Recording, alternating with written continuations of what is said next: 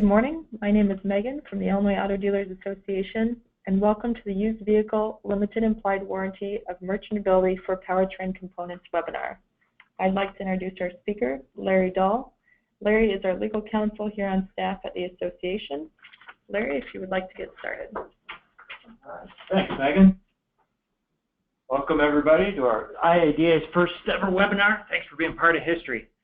We're going to take a few minutes and go through what the statutory warranty requires you guys to do and how you have to disclose it. Before I get started, I do want to thank real quick Julie Cardozi at the Peoria Metro Dealers Association and Dennis O'Keefe at the Chicago Auto Trade Association, as well as a couple of attorneys from the Attorney General's Office and the Federal Trade Communication who prefer to remain anonymous for their input in figuring out how the new statutory warranty is going to affect dealers and helping prepare to implement it. Real quick, a reminder, legal issues discussed in this presentation are for general information only. If you've got specific situations, you should contact your own legal counsel.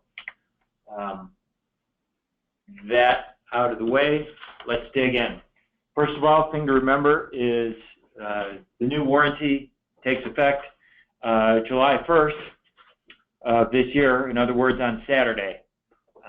So need to make sure we're ready to roll. The warranty applies to retail sales only for covered vehicles, and we'll get into what a covered vehicle is in a little bit. Retail sales do include auction sales if it's an auction that's open to the general public. A dealer-only auction, it wouldn't apply, but if John Q. Public can buy a car at the auction, then it applies in that situation. So let's break down the pieces. The Used Vehicle Limited Implied Warranty of Merchantability for Powertrain Components. Here's an unpronounceable acronym for you. Let's break down the first part of that is the UV is used vehicles. So this warranty, this implied warranty applies to the retail sale of most used vehicles. There are exceptions for vehicles over 150,000 miles, vehicles that are antiques, which means 25 years old or older, and for vehicles branded as either flood or rebuilt vehicles. So the warranty doesn't apply to any of those kind of transactions. There is cleanup legislation in the works that we'll talk more about later, but if and when that bill is signed, fingers crossed, would also create an exemption for heavy-duty trucks. In other words, any vehicle with over an 8,000-pound gross vehicle weight rating, since those tend to be purchased by commercial customers and weren't really intended to be covered by this warranty. There's been some questions about whether the warranty applies to the sale of motorcycles, and unfortunately it does. They fall under the definition of vehicle in the vehicle code, which is what this warranty keys on. So there is no exemption currently or in the works on motorcycle sales. Okay, the L in that acronym is for limited, and this warranty is limited in a couple of ways. First of all, by time, it's limited to 15 days or 500 miles, whichever comes first. Pardon me. Important thing to note is that 15-day, 500-mile clock will stop ticking for any period when the warranty is quote-unquote breached. That's the statute's term, not mine, but what that means is any time that a vehicle is in for repair because a covered system, covered component isn't working up to the warranty, clock stops while it's in the shop for those. The warranty is also limited on dollar amount. Customers required to pay 50% of the cost of each of the first 2 repairs during the warranty period, but only up to a maximum $100 out of pocket per repair to the customer. And if it's a second repair for the same component, then it's $100 total. So two different components is the only way he gets to $100 out of pocket. So, they call it a 50-50 warranty, but the customer's only out up to a maximum of $100 to repair. And maximum maximum dealer liability under the statutory warranty is capped at a refund of the purchase price of the vehicle in exchange for return of the vehicle. So in other words, you can unwind the transaction if it winds up that it's going to cost you more to repair the vehicle than what you sold it for. A couple things to note on that. First of all, if you unwind the transaction and after you've submitted the sales tax to the Department of Revenue, informal guidance from their legal counsel is that you can do an amended return, the ST556X, and in step 2, box 3, select that the purchaser return the vehicle and cancel the deal. You can get a refund of your tax that way.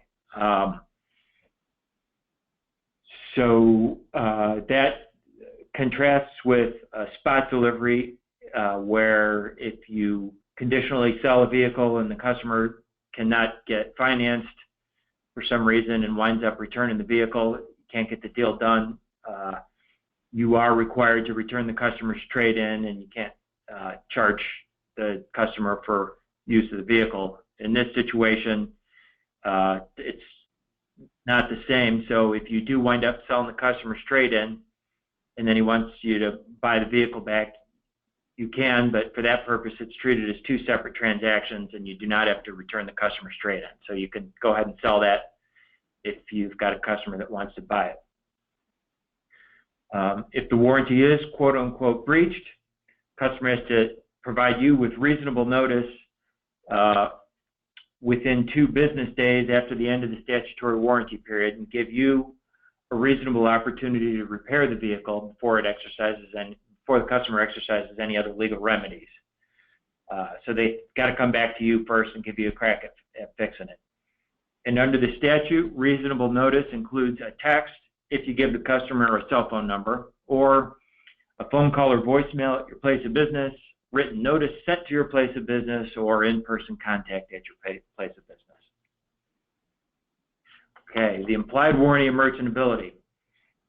Under the Uniform Commercial Code, an implied warranty of merchantability has 2 components that really affect us under this statutory warranty. One, implied, and that means it's automatically created whether you make an express warranty or not. That warranty will go with the vehicle for covered vehicles. And it's a warranty, an implied warranty that the vehicle will be merchantable, or the components in this case will be merchantable. Under the Commercial Code, that means that the components must pass without objection in the trade under the contract description and must be fit for their ordinary purpose for which those goods are used. So they've got to operate in reasonably good condition.